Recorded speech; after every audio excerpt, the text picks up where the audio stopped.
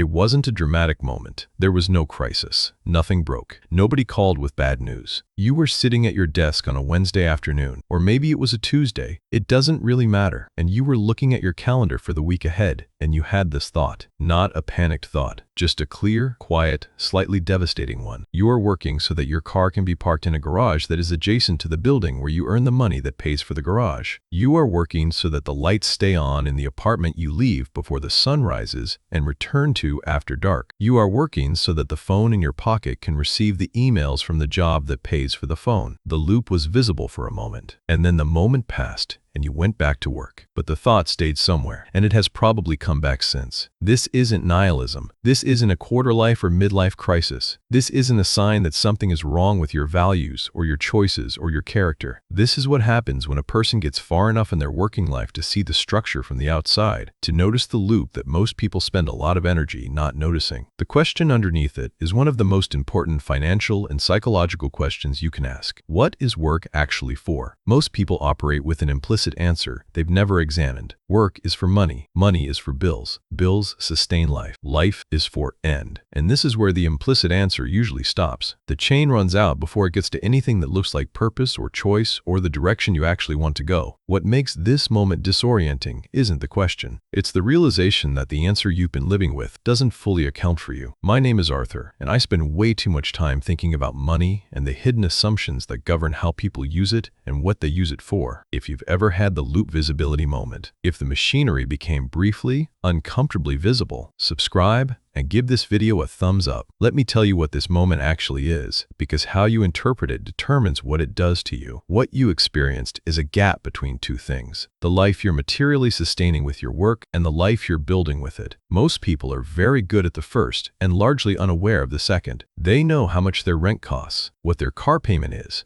what their grocery bill runs, what the subscriptions total to. They can account for almost every dollar leaving their checking account. What they often can't account for is what the accumulation of all that spending is building, decade over decade, toward anything they'd have chosen if given the chance to choose. The bills are not the enemy. Housing costs money. Transportation costs money. Food costs money. These are not lifestyle inflation or wasteful spending. They are the material reality of being alive in an economy. The loop becomes a problem, not because the bills exist, but because, for a lot of people, the bills are the entire story. The income comes in. The bills go out. The margin, if any, sits in a checking account doing nothing, and the years pass. The technical term for the gap between income and spending, the margin, is the only part of your financial life that has the potential to change your situation. It's the only money that is working for your future rather than maintaining your present. And for most American households, it is surprisingly small. The Federal Reserve's survey of consumer finances found that the median American family has enough liquid savings to cover less than 2 months of expenses, not 2 years, 2 months. The margins, for most people, are not being used to build anything. This is the structural reality that produces the loop visibility moment. You're not just working to pay bills, you're working to maintain a financial setup that provides almost no runway for anything else, no capacity to weather a disruption, take a different path, make a different choice. The loop isn't a metaphor, it's a description of the actual mechanics. But here's what the moment is not. It's not evidence that work is meaningless, that your specific job is the wrong one, that you've made bad decisions,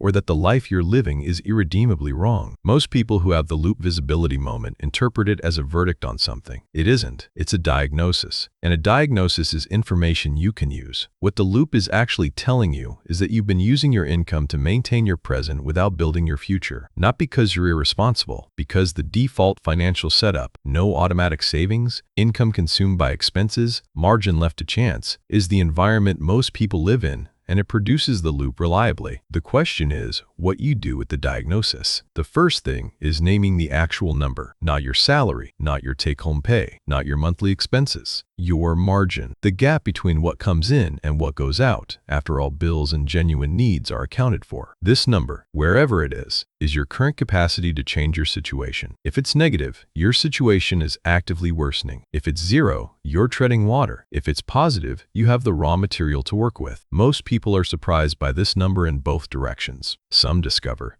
The margin is larger than they thought, absorbed by spending that never felt like a decision but accumulated into the thousands annually. Some discover it's smaller than they hoped, and the loop is structurally enforced until something changes. Either way, you can't change what you can't see. The number is where change starts. The second thing is understanding the compound effect of margin deployed over time. A margin of $300 a month, $3,600 a year, invested at historical market rates over 25 years, produces approximately $375,000. That is the financial difference between someone who noticed the loop and started building and someone who didn't. Not a different salary, not a different job. $300 a month, consistently deployed over 2 decades. This is what the loop visibility moment makes possible if you let it. Not a dramatic reinvention, not a career change or a resignation or a crisis. A quiet, structural decision to use the margin differently, to make sure that some portion of every paycheck is working on the future rather than entirely on the present. Now here's where most people mess this up. They treat the loop visibility moment as a motivational event. They feel the urgency, they make a plan, they set an intention, and then the urgency fades, as all urgency does, and the plan doesn't survive contact with the next month's expenses, and the intention never becomes a behavior. Nothing changes because the system didn't change. Only the feeling changed. Temporarily. The intervention is structural, not motivational. It's not about feeling differently about money. It's about changing what happens to the margin before you see it, before you can spend it on the present, before the bills assert their claim. Automatic transfers, pre-committed paycheck allocations, savings mechanisms that don't require a repeated decision to activate. These aren't just tools. They're the difference between a loop visibility moment that produces change and one that becomes a recurring emotional event with no output. The loop doesn't break by working harder. It breaks by changing what the work produces, not in terms of income, but in terms of what the income builds. A margin, deliberately deployed, that reduces your dependence on the loop a little more each month. That's not a dramatic reinvention of your relationship with work. It's a quiet structural intervention, and quiet structural interventions, sustained over time, are the only thing that actually changes anything. The loop was visible for a moment. Now you know what to do with the visibility. Let me give you the practical version of this, because the principle without the mechanics is just another intention that fades. You take your take-home pay. You subtract your fixed, non-negotiable costs, rent or mortgage, utilities, insurance, minimum debt payments. What remains is your discretionary income plus your potential margin. You then run your discretionary spending over the past 3 months and identify the actual average. Subtract that from the remainder. What's left, if anything is left, is your current margin. If it's 0 or negative, the first task is finding one category of discretionary spending to reduce until the margin is positive, not 0, positive. Even $50 a month is a margin to work with. Even $50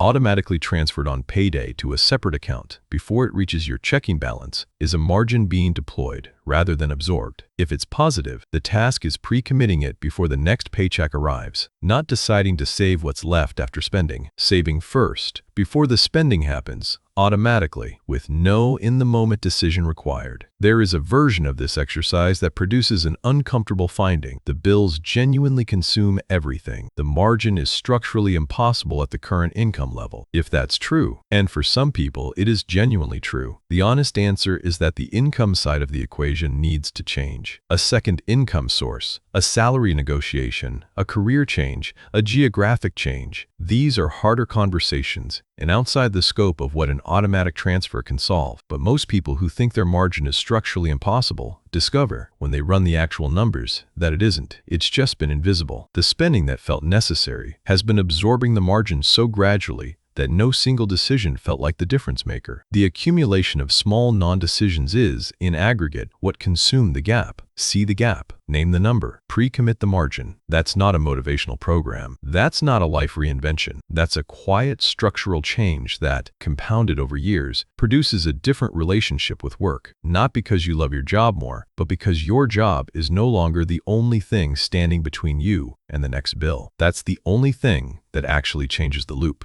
Build the margin. Let it compound. Give the work somewhere meaningful to go. There's a third dimension to the loop visibility moment that rarely gets named, and it's worth naming here because it changes how you carry the insight. The loop is not your fault in the sense that you designed it. The default financial infrastructure in most economies is explicitly built around the loop. Credit cards that arrive before you're old enough to understand compound interest. Car financing that normalizes spending income you haven't earned yet. Mortgage structures that commit the majority of your take-home pay for 30 years. Subscription models that monetize forgetfulness. Buy now, pay later systems that systematically extract value from future income. None of this is conspiracy. It's just the natural result of financial products being designed by people who profit from the loop continuing. The loop serves someone. It isn't serving you. Naming this isn't victimhood, it's context. The reason the loop is so common, the reason almost every working adult has some version of the Wednesday afternoon thought, is that the default system produces the loop reliably. You didn't fail to opt out of a neutral system. You participated in a system that was designed to produce this outcome. The exit isn't dramatic. It doesn't require rejecting the system entirely or living outside it. It requires using the system's tools differently, taking the automated payment structures that currently serve the loop and redirecting some of them to serve you instead. Automatic savings is the same mechanism as automatic bill payment, pointed in the opposite direction. That's the full picture of the loop. You're working to pay bills. That part is true and isn't going away, but you can also be working to build something, not instead of the bills, alongside them. A margin, however small, that each month becomes slightly less dependent on the loop. Until one day, maybe a Wednesday, maybe a Tuesday, you look at your calendar and the thought is slightly different than it was before. Not panic, not resignation. Something closer to, I'm building something, build it. One last thing about the moment itself, the Wednesday afternoon, the loop becoming briefly visible. Most people push it away quickly. The discomfort is real, and there's a lot of work waiting. And thinking about whether the structure of your financial life actually serves you is not a comfortable thing to do in the middle of a Tuesday. But the people who let the thought land, who sit with it long enough to ask what it's pointing at, are the ones who do something different afterward. Not because they had a dramatic transformation, because they had a useful piece of information and they acted on it before it faded. You're already past the hardest part of that process. The loop was visible. You saw it. The next step is smaller than you think. Pick a number, whatever your actual margin is, or whatever you can find if you look honestly. Set up one automatic transfer for that amount on payday. Give it a destination. Emergency fund, retirement account, index fund, whatever is most structurally appropriate given your current situation. Then leave it alone. Every month that transfer runs, the loop gets slightly smaller relative to everything else you're building. Not by much, by compound interest. And compound interest, as you know, is just math that requires patience. You have the patience. Start.